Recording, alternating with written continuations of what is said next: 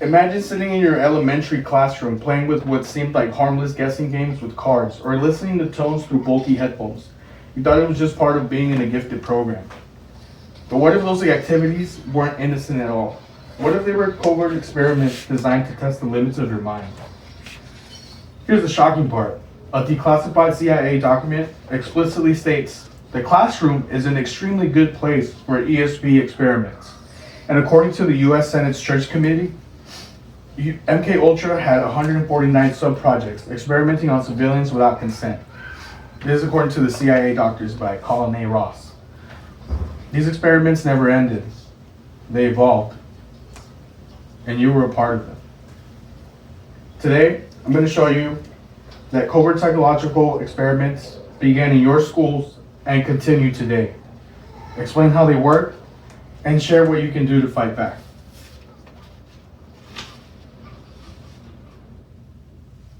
First, we'll talk about what Psyops are and why your classrooms were targeted.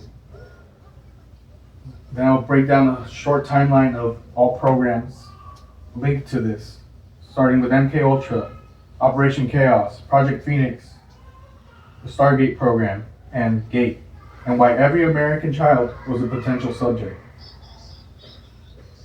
Finally, we're going to talk about how we can protect ourselves and demand accountability for all of this.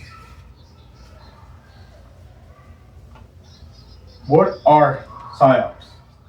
And why did they choose your classrooms? Psyops, short for psychological operations, are strategies to influence emotions and behaviors without your awareness. Historically, they targeted soldiers and populations during wartime. But why our classrooms?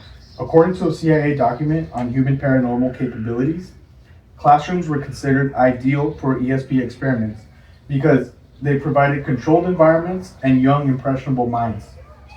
The document states, quote, "The classroom is an extremely good place for ESP experiments," end quote. This means that the very environment where you learned math and reading was also seen as a laboratory for covert research.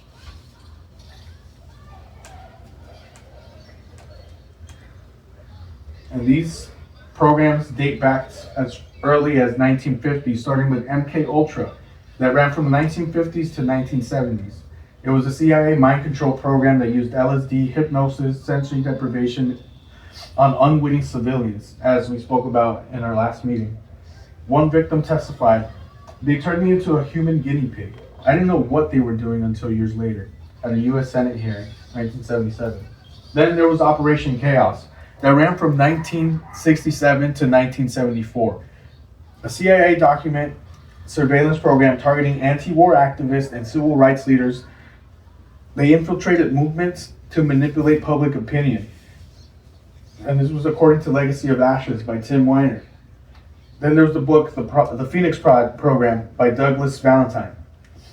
Project Phoenix was a campaign of psychological terror and misinformation designed to destabilize communities. And we get to Project Stargate that ran from 1972 to 1995. It was another CIA program investigating remote viewing and psychic phenomena for intelligence purposes. A declassified Stargate file states, accessing information without the use of the normal five senses through proper training can be developed to a person's individual potential. Then we get to the GATE program. Here's where it gets personal. GATE, Gifted and Talented Education, was officially designed to identify bright students. But according to advances in parapsychological research and testimony from former students, GATE may have been used to funnel children into covert experiments.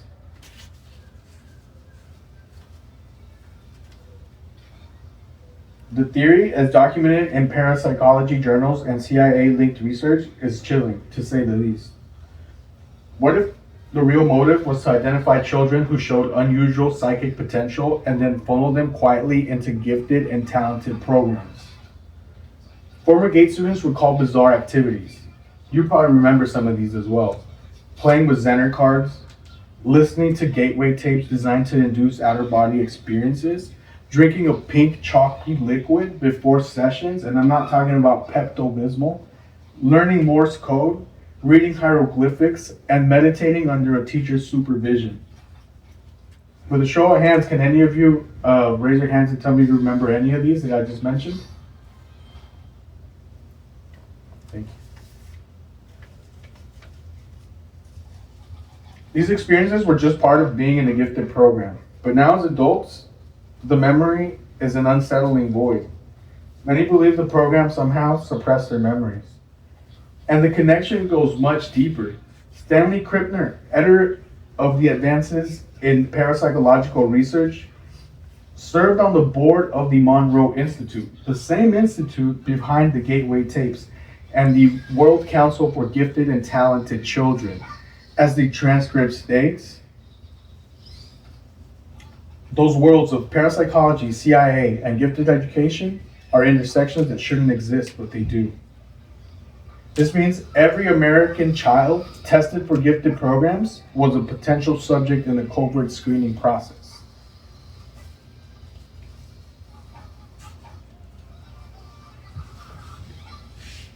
That's right. Let's fast forward to today. The experiments never stopped. They just moved online. In 2019, Facebook removed 3 million fake accounts from their website, according to the Facebook Transparency Report. According to a report in the Intercept 2022, DHS leaked plans to shape narratives on COVID-19 and elections. In 2023, Matt Taibbi reported that the Twitter files revealed government requests to suppress or amplify certain topics. If you've ever changed your opinion because of something you saw online, congratulations. You're still part of the Psyop. So how do we fight back? First, we have to educate ourselves. We need to learn to question the official narratives and verify all sources. Second, we need to demand transparency from all authority figures, all politicians that we elect. We need to demand transparency. We need to push for full disclosure of historical and current psychological operations in this country. And finally, we have to protect our minds. We need to limit algorithmic influence, spending less time on your phone, diversifying the information sources that you get your information from, and teaching media literacy. Very important.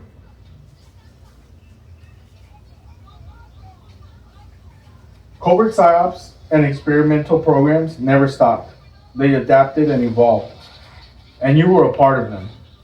I explained the problem and why classrooms were targeted.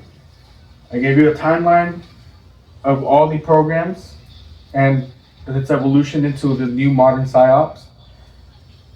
And we spoke about a solution on how to fight back. The greatest weapon in modern warfare isn't a missile, it's a meme. And the battlefield isn't overseas, it's in your mind. Will you fight back or let someone else write your reality? Haynes, talk about those experiments you're running on unsuspecting people. I don't know what you think you know, but you're mistaken. There's no such program. Lying to me won't make it go away. Why were our kids taken? But what happened in Gate? These people deserve answers. You owe them that. I can't discuss classified research. You're trespassing. We're not leaving until you talk.